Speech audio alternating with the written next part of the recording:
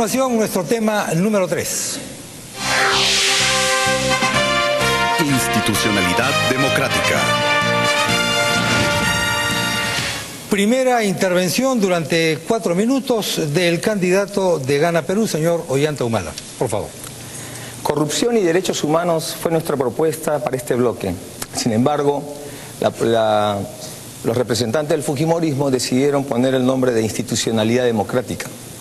Pero en realidad es corrupción, violación de derechos humanos y ruptura de la institucionalidad democrática, las características centrales del régimen de Fujimori, en el cual la congresista fue la primera dama. Y hoy día los peruanos nos encontramos en la disyuntiva de defender la democracia, mejorarla y sostenerla, o aceptar la reimplantación de una dictadura con los problemas que conlleva, como la permanencia inconstitucional del poder, la corrupción generalizada, la compra de medios de comunicación, violación de derechos humanos, persecución a los opositores y los vínculos con el tráfico ilícito de drogas y armas. Este régimen pretende reinstaurarse, y digo reinstaurarse porque son las mismas personas que estuvieron en el régimen de Fujimori y Montesinos las que hoy día acompañan a la congresista Fujimori. Si no, veamos 2 casos. La asesora que coordinaba con Montesinos cómo limpiarle el rostro de las atrocidades que hacía el régimen fujimorista, fue la que en el debate técnico hacía las promesas sobre derechos humanos. Y otro caso es el doctor Aguinaga, que durante su gestión se esterilizaron a miles de mujeres sin su consentimiento. Asimismo, sabemos que por denuncias públicas, nacionales e internacionales, la IROE se ha convertido en la práctica en el cuartel central del fujimorismo. En mi gobierno no habrá perdón ni indulto a los corruptos. A diferencia del fujimorismo, que cerró el Congreso, creó una constitución para reelegirse, uno de mis principales compromisos con el país es la no reelección. De ser reelegido presidente del Perú, gobernaré 5 años y ni un minuto más. Defenderemos y fomentaremos la libertad de expresión. Cualquier cambio en mejora de un crecimiento económico con inclusión social, lo haremos dentro de los cánones de la democracia. Respetaremos y defenderemos los derechos humanos. No permitiremos actos de corrupción como cuando se vendieron empresas públicas y se generó 10.000 millones de dólares, de los cuales hasta ahora no se han recuperado toda esa plata para el erario nacional, y mucho de ese dinero se hubieran servido para la lucha contra la pobreza. Estableceremos y garantizaremos la participación de la mujer en todas las instancias de toma de decisiones. Vamos a iniciar un proceso de descentralización, no solamente política, sino también económica, para permitir que los gobiernos regionales, los gobiernos locales tengan mayor capacidad de gestión. Nosotros respetaremos la estabilidad jurídica y honraremos todos los contratos. Y como nos decía en Lajas, un compatriota nos preguntaba, ¿qué va a pasar con nuestra propiedad?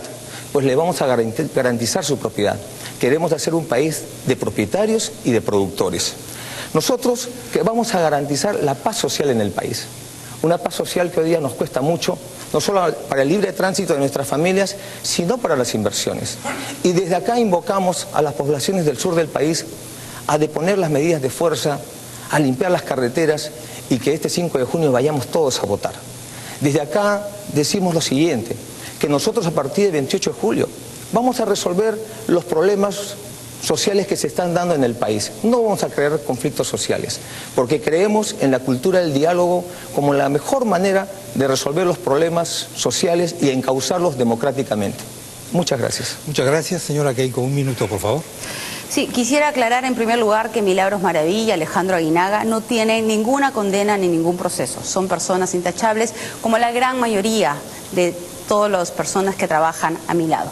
No trate de confundir a la población, comandante Humala. Con referencia a institucionalidad democrática, en la página 45, usted establece un órgano de control independiente en el Poder Judicial. Esta propuesta entonces dejaría fuera de juego a los órganos institucionales del Poder Judicial, como la OCMA y el Consejo Nacional de la Magistratura. ¿Podría explicarnos un poquito más en qué consiste esta propuesta? Claro que sí. Gracias, señora Keiko. Señor, claro que sí. 1 minuto. Esto lo hemos conversado con el Poder Judicial y hemos llegado a la conclusión de que tenemos que resolver el problema de quién moraliza al moralizador. Y vamos a trabajar siguiendo las recomendaciones del Poder Judicial, en el cual hay que fortalecer estos órganos internos de control que tienen a través de los jueces e inspectores. Pero además tenemos que señalar que en materia de lucha por la institucionalidad democrática, sabemos que durante su labor parlamentaria usted ha defendido mucho el indulto a los corruptos. Queremos saber nosotros si ahora el decir que no va a indultar a los presos por corrupción es simplemente una parte de una estrategia electoral de campaña, porque durante muchos años usted señaló que ciertos corruptos eran inocentes. El pueblo quiere saber, congresista Fujimori, si va a indultar a los presos por corrupción. Gracias. Señora Keiko Fujimori, tiene 4 minutos. Continuamos con el tema 3, institucionalidad democrática. Por favor. Estrategia política, la de sus cambios de planes de gobierno. Yo tengo un solo plan de gobierno y usted tiene 4. Primero, la verdad. No es cierto que yo me niegue a hablar de derechos humanos, de corrupción o Estado de Derecho. Yo no tengo ningún proceso ni investigación judicial. Mi contrincante, el comandante Humala, está acusado de sobornar testigos en procesos por violación de los derechos humanos y ha intentado 2 golpes de Estado. En base a mi trayectoria personal, quiero reiterar mi más absoluto respeto por los derechos humanos, incluyendo el derecho a la vida, a la libertad individual, de expresión y de opinión. La Comisión de la Verdad y las investigaciones realizadas por el Sistema de Administración de Justicia nos han confirmado que desde los años 80 se violaron los derechos humanos de muchos peruanos por movimientos terroristas, pero lamentablemente también por algunos miembros de nuestras Fuerzas Armadas y Policía Nacional. Esta guerra interna dejó muchas heridas que tenemos que atender. Para ello, tomando en cuenta las recomendaciones de la Comisión de la Verdad, continuaremos con el programa de reparaciones individuales y colectivas. Además, trabajaremos en planes de desarrollo económico y social, sobre todo para sacar de la pobreza a esas comunidades afectadas. De la misma manera, el programa de reparaciones tiene que alcanzar a las familias de nuestras Fuerzas Armadas, de la Policía Nacional, los comités autodefensa y las rondas campesinas que perdieron a sus seres queridos en búsqueda de la paz.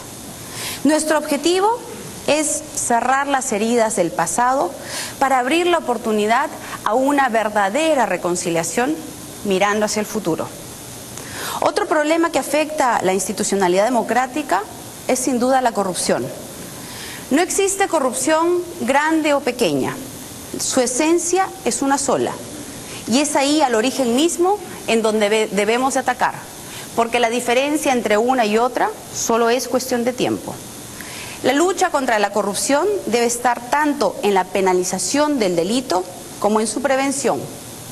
El problema no es solo detectar a las personas culpables, sino también encontrar las fallas en los sistemas. Por eso tenemos que apoyar y fortalecer a la Contraloría, institución encargada de la lucha contra la corrupción, a la que ya hemos dado capacidad sancionadora, pero debemos de seguir fortaleciendo su independencia y su presupuesto. Propongo además introducir transparencia en todos los actos y decisiones del gobierno.